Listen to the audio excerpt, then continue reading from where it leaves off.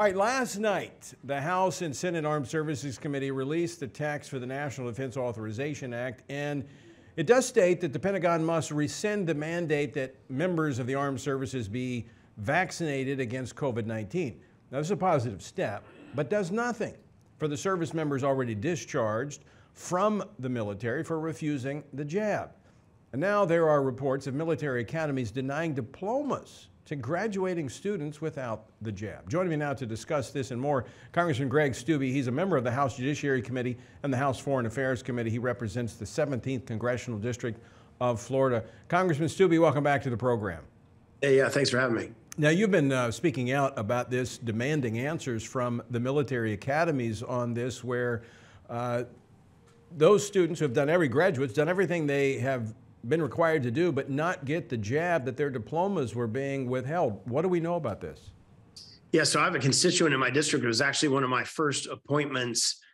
She was appointed to the Naval Academy and reached out to us about a couple of months ago, saying that she's being told by her commanders that because she's refused the COVID vaccine, and oh, by the way, not only has she hasn't just simply refused it, she's filed religious exemptions for a waiver to not take the COVID shot, and that was denied, and then her appeal was summarily denied.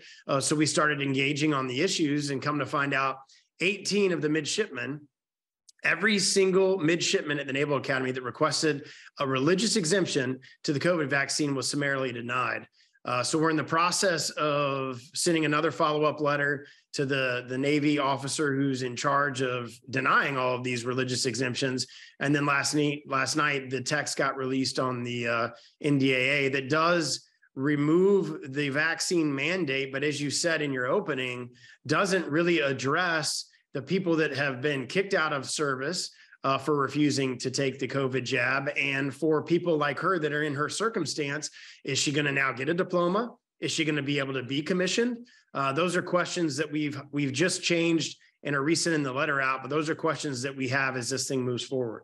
I mean, Greg, you're a veteran. You served in our nation's military. I mean, these are men and women who've served honorably, who are being booted out or have been booted out simply because they did not want to get this experimental vaccination. And it's a shot. This is not right. It's great that we're not going to continue with this mandate, but we need to make these people whole.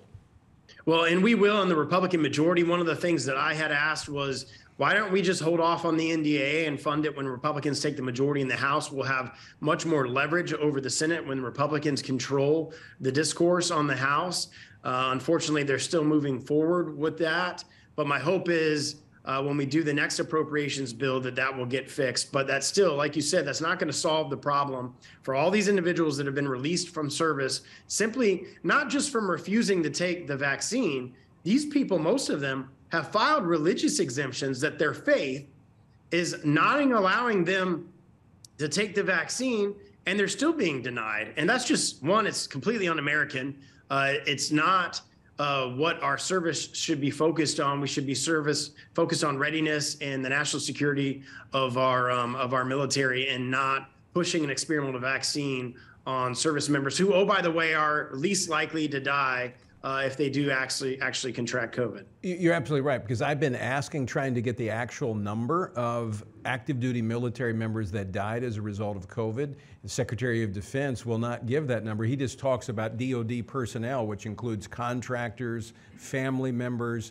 But right, to my knowledge, the only number I can find is really just a few dozen active duty military members who died as a result of COVID. And the president himself says that the pandemic is over.